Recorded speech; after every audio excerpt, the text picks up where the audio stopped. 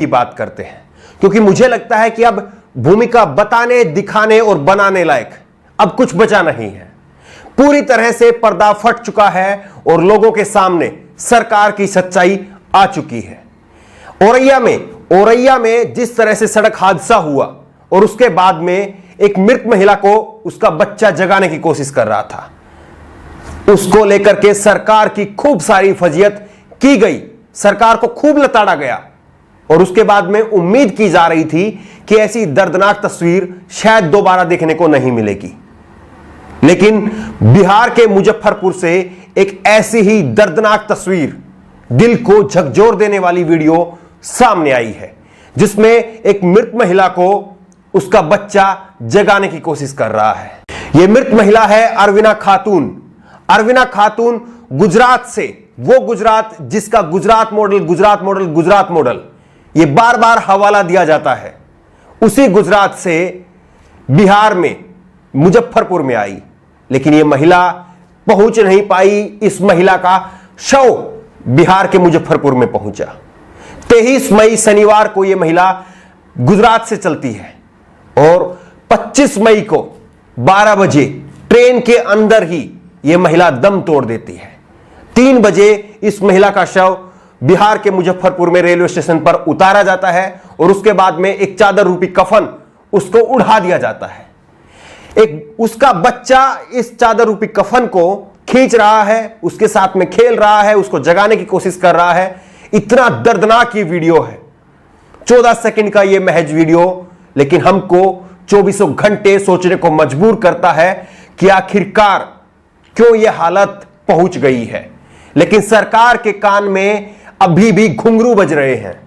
मोदी सरकार क्या करने वाली है आपको मालूम है? मोदी सरकार 10 करोड़ परिवारों तक अपने दूसरे कार्यकाल की पहली सालगिरह का उपलब्धियां भेजने का काम करेंगी कि उन्होंने इस एक साल में क्या क्या उपलब्धियां हासिल की है। मैंने कहा कि मोदी सरकार के कान में घुंघरू बज रहे हैं। अगर ऐसा नहीं होता तो सरकार शायद यह काम नहीं करती, अपनी उपलब्धियां और इसको सालगिरह को मनाने का काम नहीं करती। सोचिए कि सरकार को इन लोगों की चीख पुकारें सुनाई नहीं दे रही है। मैं सीधा सवाल आपसे करता हूं, आप बताइए कि खुदा न खास्ता आपके परिवार में या मेरे परिवार में अगर ऐसी हालत हो जहां पर ना जाने कहां से कब क्या दर्दनाक खबर सामने आ सकती है और आ रही है, क्या ऐसे समय में आप अपने परिवार में कोई सालगिरह मना सकते हैं? सीधा सवाल आपसे, क्या बताइए आप, क्या सरकार के कानों में वाकई घुंघरू नहीं बज रहे हैं कि उनको जनता की चीख पुकार सुनाई नहीं दे रही है? और रेल मंत्री पीयूष गोयल साहब, क्या उनकी सीधे तौर पर यह जिम्मेदारी नहीं बनती है? क्योंकि 2 दिन में जो ट्रेन पहुंचनी चाहिए वो ट्रेन 9 दिन में पहुंच रही है, तो इसका जिम्मेदार किसको ठहराया जाए? ट्रेन में मुजफ्फरपुर में अभी खबर आई थी कि एक दिन में 7 लोग, बिहार के अलग अलग जगह से 7 लोग मर गए भूख से, प्यास से। भीषण गर्मी पड़ रही है, तपती लू चल रही है, 50 डिग्री का टेम्परेचर नोट किया जा रहा है। और गुजरात से बिहार के लिए जहां पर यह महिला आई है, इस पूरे रास्ते के दौरान 45 से 50 डिग्री का टेम्परेचर रहता है और ऊपर से ट्रेन की गर्मी।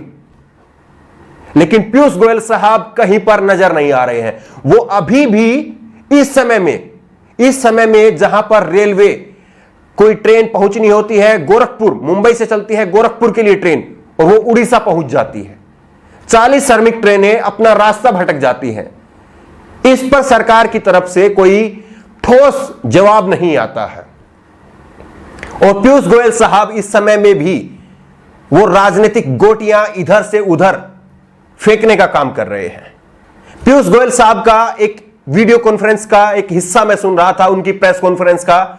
उसमें वो कह रहे थे कि बीजेपी शासित राज्यों में, खास करके महाराज योगी आदित्यनाथ ने बहुत शानदार काम किया है। नीतीश कुमार का नाम लेते हुए भी उन्होंने कहा कि उन्होंने भी बहुत अच्छा काम किया है, बहुत शानदार काम कर रहे हैं। क्यों ऐसा कहा जा रहा है? क्योंकि बिहार में चुनाव होने वाले हैं, इसलिए यह तमगा नीतीश कुमार को देना जरूरी है। और योगी आदित्यनाथ की फजीयत जिस तरह से हो रही है, उसको बचाने के लिए यह पोस्टर चिपकाना जरूरी है कि वो महाराज बहुत अच्छा काम कर रहे हैं और गैर बीजेपी शासित जो राज्य हैं उनकी तरफ से निकम्मापन दिखाया जा रहा है। ये इस तरह की बातें जो है वो पीयूष गोयल के साहब की तरफ से की जा रही है। जिस समय ट्रेनों के अंदर प्रवासी मजदूर भूखे प्यासे मर रहे हैं, उस समय में पीयूष गोयल साहब सोमवार को दोपहर से लेकर के आधी रात तक महाराष्ट्र के मुख्यमंत्री के साथ में ट्विटर पर ट्विटर वार खेल रहे थे। एक के बाद एक ट्वीट किए जा रहे थे, ट्विटर पर भिड़ंत हो रही थी। क्या आप बताइए कि इस समय में पीयूष गोयल साहब का यही कर्तव्य बनता है? यह वही देश है जब 25 नवंबर 1956 को महबूबनगर रेल हादसे के बाद उस समय के रेल मंत्री लाल बहादुर शास्त्री ने अपना इस्तीफा प्रधानमंत्री पंडित जवाहरलाल नेहरू को सौंप दिया था। और एक आज का समय है। क्या आपको नहीं लगता कि यह महिला, सीधा सवाल मैं आपसे कर रहा हूं, जो ये महिला की, क्या आपको लगता है कि इस महिला की मौत हुई है या इस महिला की हत्या की गई है? क्या आपको लगता है कि यह महिला अपनी आई हुई मौत मरी है या इस महिला की इस अव्यवस्था ने, इस अनप्लान्ड सिस्टम ने उसकी मौत, उसकी हत्या कर दी है, उसकी मौत का जिम्मेदार है? आपको ऐसा नहीं लगता है? और अभी भी आपको लगता है कि 50,000 केस हुए, उसके बाद में 75,000, 80,000, 1 लाख और अब 1,52,000 केस हो चुके हैं।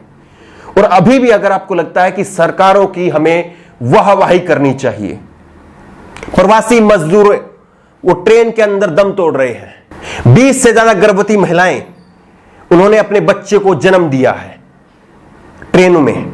सोचिए कि किस मजबूरी में ये लोग ट्रेन की यात्रा कर रहे हैं, जान को जोखिम में डाल करके, भूखे प्यासे, कोई व्यवस्था नाम की चीज नहीं है। और इसी का नतीजा है कि अरविना खातून जैसी एक महिला की इतनी दर्दनाक मौत होना। और यह केवल एक अरविना खातून की कहानी नहीं है, बल्कि मुंबई से एक ट्रेन चलती है वाराणसी के लिए, और उस वाराणसी में जहां प्रधानमंत्री नरेंद्र मोदी का संसदीय क्षेत्र, वहां पर 2 लाशें मिलती हैं। अब आप कहेंगे कि 1-2 ऐसा हो सकता है, ये 1-2 नहीं है, लगातार इसी तरह से मजदूरों की मौत हो रही है ट्रेन के अंदर। लेकिन हमारे प्रधानमंत्री नरेंद्र मोदी जी वो बिल्कुल चुप्पी साधे हुए हैं। अब आप कहेंगे कि प्रधानमंत्री जी एक मजदूर पर, 2 मजदूर की ऐसी मौत पर क्या करें? आपको याद है प्रधानमंत्री नरेंद्र मोदी जी ने